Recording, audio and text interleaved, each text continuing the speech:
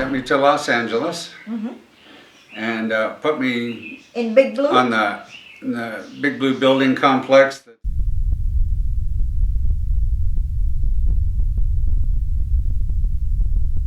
And I get to LA. Scott was going to go on to the RPF.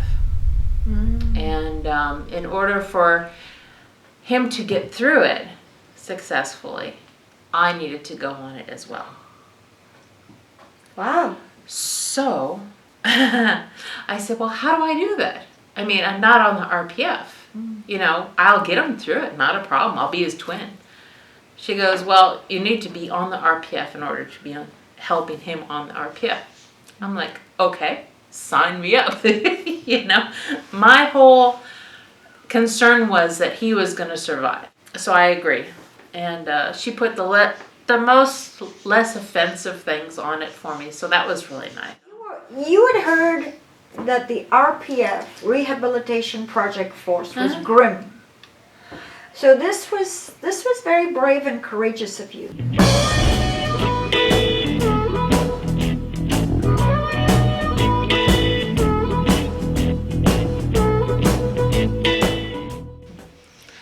So you rode on to the RPF. Yeah. Yeah. So I ran onto the RPF and still no contact with him whatsoever.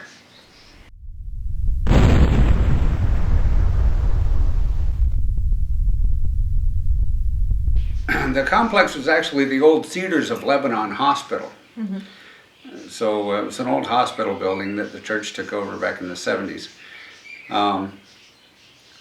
And they kept me in an area underneath the section of the building called Lebanon Hall. And it was down in the bowels, the subterranean levels underneath the building, in the old medical waste incinerator room. Yeah, I wasn't allowed to see him. I'd go past there every now and again because I wanted to find out where exactly he was located. And they'd say, he's locked up in this room. The room itself was, you know, cinder block and brick. It still had the old brick medical waste incinerator. And it had a big steel-clad door that was on rails. And you know, they had me in there and they'd close the door and crash. And, you were locked put in. a padlock. There is at least one or two people outside of where he was at all times. Yeah, Would you pound on the walls and scream? Pound on the walls, scream, let me out of here. And I heard it through the door as well. I want to leave, you know, I don't want to be here anymore. And I was like, okay, fine. So I went on to the RPF's RPF.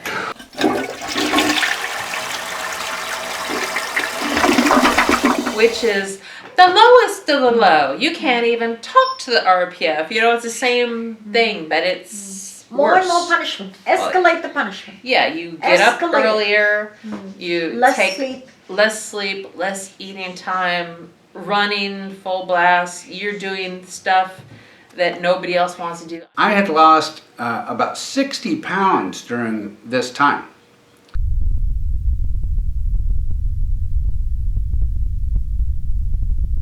Whatever was being given to me, the diazepam chlorohydrate, that continued.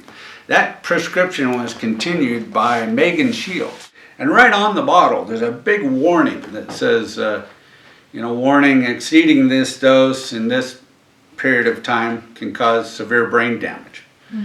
You know.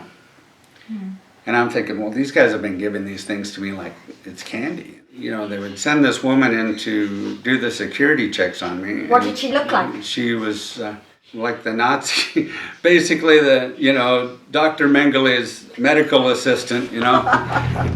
And she's interrogating me and, you know, being interrogated with, sample questions. You know, the questions are like, are you here to destroy the Church of Scientology? Are you here to destroy David Miscavige? Are you with the CIA? You know, it's just rapid fire questions one after the other, and she's supposed to be noting whatever these questions are reading, you know.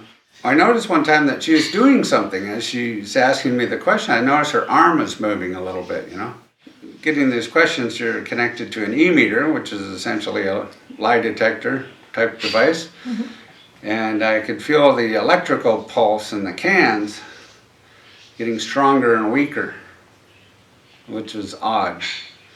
And I noticed that she was moving the range of the electrical To fake reads. resistance. That's faking the read. And I was like, what the hell are you doing? And I got very angry, and I just knocked the whole thing off the table, knocked the table over and everything, and then the door came crashing open, and they got her out of there and stuff. And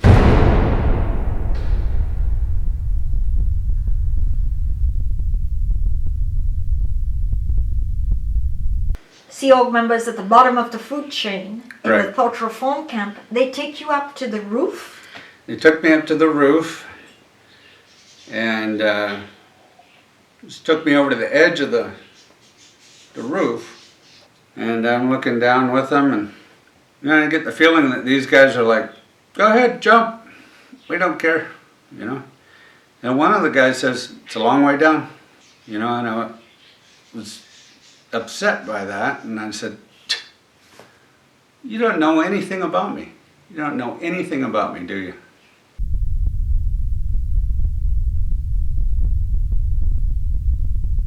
They took me right back up to the roof.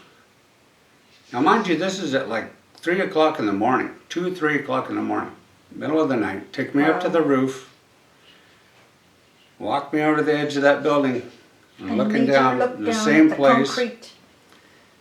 And the guy said the same thing. It's a long way down. That is shocking. You know, something just clicked in me, and I just said, yep, it's a long way down. Is that why we're up here?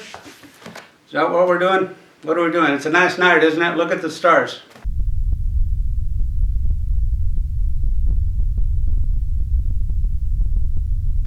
And after that, I wouldn't let them do anything more with me. Every time anybody would come to see me or try to interact with me at all, I would just say, I want to route out, I want to leave, I want to get out of here, let me out of here. Just over and over again, I would repeat that. Finally, after probably a couple of months, they let me leave, and let Carrie leave at the same time.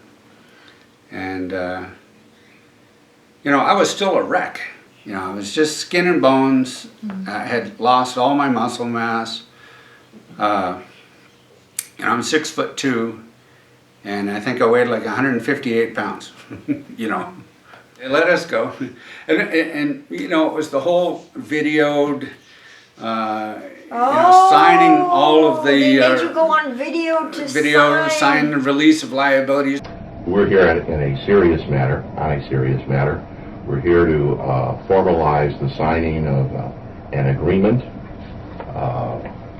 and general release between Debbie Cook and Church of Scientology FSO. Sheafs and sheafs of documents. Yes, this is the famous You know, 1-inch thick sign your life yeah, away. signing They never everything. did anything wrong. Sign! Yeah. Sign how good, what good guys they are. And yeah, And we get to sign all these papers, and I'm like, are we supposed to read this stuff? You know, I'm like, I want out of here, I'm sorry. And Scott, he's like totally out of it.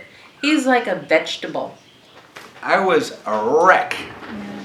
You know, I would love to see that video, because it would be this guy who's like physically, mentally, and emotionally destroyed.